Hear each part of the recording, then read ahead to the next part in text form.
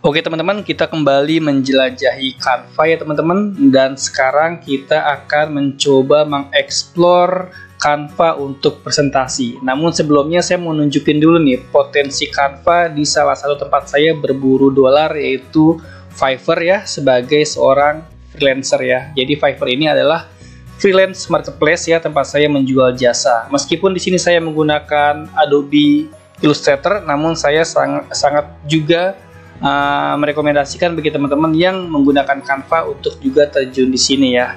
Kita lihat dulu ya potensinya, terutama untuk kebutuhan presentasi menggunakan Canva. Kita switch to buyer dulu di sini, switch to buying ya. Artinya di sini kita merubah tampilan menjadi pembeli, dan ketika kita ketikkan di sini Canva presentation. Oke, di sini kebetulan ada ya, ada bekas orang nyari ya. Kita klik di sini, kita lihat seberapa besar potensi menjual jasa desain presentasi menggunakan Canva ya. Nah, di sini ada beberapa seller ya yang menjual jasa tersebut ya. Kita coba yang mungkin yang ini deh, yang tampilan thumbnailnya bagus ya. Coba kita klik ya. Oke, kita lihat bareng-bareng. Yang bersangkutan harga basicnya $70 ya, dengan menjual jasa slide presentasi menggunakan Canva. 10 slide dihargai $70, dan yang bersangkutan sudah mendapatkan 385 review. Artinya sudah ada yang order sebanyak 385 orang ya. Sekarang kita kalkulasi ya. Kita kalkulasi seandainya $70 ya dikali 385 orderan ya. 385 orderan sama dengan, oke, yang bersangkutan sudah berhasil mengumpulkan sebanyak $26.950 dari menjual jasa desain presentasi menggunakan Canva. Kita kalikan ke rupiah ya, misalkan 14.000 ya rupiah per $1 ya, sama dengan 377 juta. Berarti yang bersangkutan sudah berhasil mengumpulkan 370 juta rupiah dari jasa desain presentasi menggunakan Canva ya teman-teman ya. Berarti potensi Canva sangat besar, salah satunya adalah di situs freelance marketplace ini ya, yaitu Fiverr ya. Dan saat ini ya, di video kali ini kita akan jelajahi Canva untuk kebutuhan tersebut ya. Kali aja ada teman-teman yang suatu saat menjadi spesialis desainer presentasi menggunakan Canva, bisa ikut di website tersebut. Oke, kita akan bahas ya.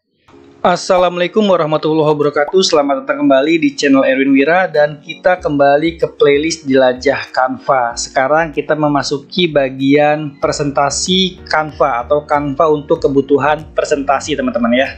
Nah, untuk melihat fitur-fitur keren Canva untuk kebutuhan presentasi yang bisa teman-teman gunakan sendiri atau teman-teman gunakan untuk melayani klien, teman-teman bisa masuk langsung ke bagian presentation di sini teman-teman ya. Nah, di sini ada berbagai macam bentuk format yang bisa teman-teman pakai. Ada presentation 16:9, ada talking presentation, ada yang formatnya mobile first ya, yang vertikal ya. Ada presentation 4:3, ada brainstorm presentation, ada game presentation. Kita bisa explore semuanya, namun saya di sini mau nunjukin yang talking presentation ya. Nah, di sini kita akan disuguhkan berbagai macam template presentasi sesuai topik atau needs bisnis kita ataupun bisnis klien teman-teman. Dan asiknya kita bisa explore misalkan marketing ya.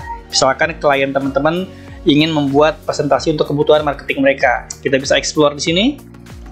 Nah, di sini dimunculkan kembali berbagai macam tema desain presentasi berdasarkan topiknya, dan di sini saya memilih marketing, maka tampilan layoutnya adalah yang relate dengan kebutuhan marketingnya kita atau klien kita teman-teman. Di sini kita coba yang bagian yang ini ya, yang hitam ya, yang tampilannya kayaknya keren ya. Kita klik ya, dan ketika diklik kita ditunjukin juga berbagai macam slide di dalamnya. Di sini menampilkan 25 slide page teman-teman ya. Jadi ini halaman utamanya dan ini isinya. Oke. Dan ini baru yang free ya teman-teman ya. Kalau yang pro saya yakin lebih banyak lagi template-nya. Kita klik di sini teman-teman. Nah, di sini teman-teman bisa melihat betapa mudahnya mengedit desain presentasi ya. Kita bisa mengolah teksnya di sini ya, seperti yang sudah saya tunjukkan sebelumnya. Misalkan peluang Canva. Oke, bisa diedit ya.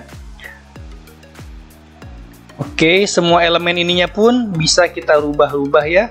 Logonya bisa kita ganti sesuai keinginan kita, bahkan kita bisa menambahkan elemen ya. Misalkan seperti ini ya. Misalkan elemennya kita ingin menambahkan elemen yang relate dengan desain ini. Misalkan yang mana ya? Mungkin yang ini kali ya, frame ya, supaya terkesan hidup ya, karena warnanya sama-sama orange ya. Jadi presentasinya terkesan hidup seperti ini ya. Oke. Seperti ini misalkan ya, teman-teman juga bisa mengganti fotonya. Misalkan teman-teman ingin mengganti fotonya menjadi foto teman-teman, tinggal di detach image ya, maka ini akan keluar dan kita bisa mengganti dengan foto kita. Caranya gimana? Gampang banget. Kita bisa upload gambar kita atau foto yang ingin kita tampilkan ya, misalkan foto saya di sini ya. Oke, asik sekali, tinggal disesuaikan ukurannya ya. Lalu kita seret aja, secara otomatis akan tercropping dan masuk ke bagian image sini teman-teman ya. Dan teksnya bisa kita ganti sesuai konten, dan kita juga bisa menambahkan slide-slide selanjutnya ya. Misalkan kita klik tambah di sini ya, maka add new page ya. Maka ini adalah lanjutan dari konten-konten selanjutnya atau materi yang ingin teman-teman sampaikan atau klien teman-teman sampaikan ya. Dan tentunya kalau kita bicara presentasi, maka kita nggak luput dari apa yang namanya efek animasi teman-teman ya. Jadi selain animasi yang dari stiker ini, teman-teman juga bisa menggerakkan semua halaman ini menjadi animasi atau perbagian ya. Perbagian dan seluruh halaman. Contoh seluruh halaman adalah kita misalkan mengklik animate di sini ya. Maka ada berbagai macam pilihan animasi. Oke, untuk tampilan yang lebih kelihatan keren ya teman-teman ya. Seperti ini ada banyak pilihannya. Oke, misalkan yang ini ya.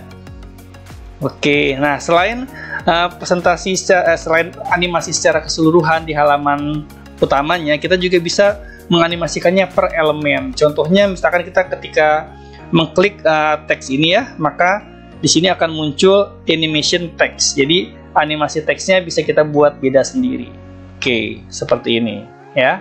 Jadi ada page animasi, ada teks atau elemen animasi. Jadi page animation adalah untuk animasi secara keseluruhan, dan text animation adalah elemen tertentu yang ingin kita buat animasi supaya lebih berbeda dari elemen-elemen lainnya teman-teman. Dan jika file presentasinya sudah jadi, maka teman-teman bisa melakukan banyak hal ya. Di antaranya teman-teman bisa membuat konten dengan cara present and record ya. Di sini teman-teman bisa menampilkan slide presentasi dan sambil berbicara dengan tampilan wajah teman-teman ya. Seperti halnya membuat konten di YouTube seperti yang sedang saya lakukan ini, tinggal go to record studio, maka tinggal bisa rekaman sambil nunjukin slide presentasi untuk konten-konten edukasi ya teman-teman ya. Selain daripada itu, teman-teman juga bisa melakukan output ke kliennya atau ke kita atau untuk kebutuhan kita sendiri ya, dengan cara share. Misalkan di bagian share ini kita bisa menampilkannya sebagai presentasi yang tadi saya bilang ya, yang record sambil mempresentasikan slideshow-nya ya. Ada juga untuk ditampilkan ke website dan berbagi link ke klien kita ya. Dan kita juga bisa share di sosial media atau di print jika ingin menjadikannya sebagai bentuk fisik ya, slide fisik ya. Dan teman-teman juga bisa mendownload untuk kebutuhan sendiri maupun untuk kebutuhan kliennya. Di sini bisa di-download dengan berbagai macam format. Di antara lain adalah PDF ya jika tidak menggunakan animasi, dan jika ingin menjadikannya animasi maka bisa di-download menjadi MP4 ya. Artinya download sambil terekspor ya sebagai video ya, sebagai video presentasi. Dan yang gak kalah menarik, template tersebut juga bisa terintegrasi dengan PowerPoint, sama-sama sebuah tool presentasi. Jadi nanti teman-teman ketika kerja dengan klien teman-teman jadi punya banyak pilihan file mentah. Apakah klien teman-teman nanti membutuhkan file Canva, maka bisa kasih Canva-nya. Atau jika klien teman-teman membutuhkan PowerPoint, maka tinggal kasih aja file PowerPoint-nya dengan cara mendownloadnya atau men-save-nya sebagai PowerPoint. Oke, jadi sudah tergambar ya potensi Canva untuk kebutuhan desain presentasi, baik untuk diri kita sendiri maupun untuk klien-klien kita. Salah satunya adalah melalui jalur freelance marketplace yang sempat saya ceritakan tadi, yaitu Fiverr ya. Buat teman-teman yang masih bingung gimana cara daftar Fiverr, saya kasih link di kolom deskripsi ya. Dan mungkin bisa bermanfaat bagi teman-teman yang ingin mencari rezeki dengan tools Canva tersebut ya, untuk kebutuhan desain presentasi. Sampai jumpa di konten selanjutnya, kita masih menjelajahi Canva sampai beberapa playlist ke depan. Wassalamualaikum.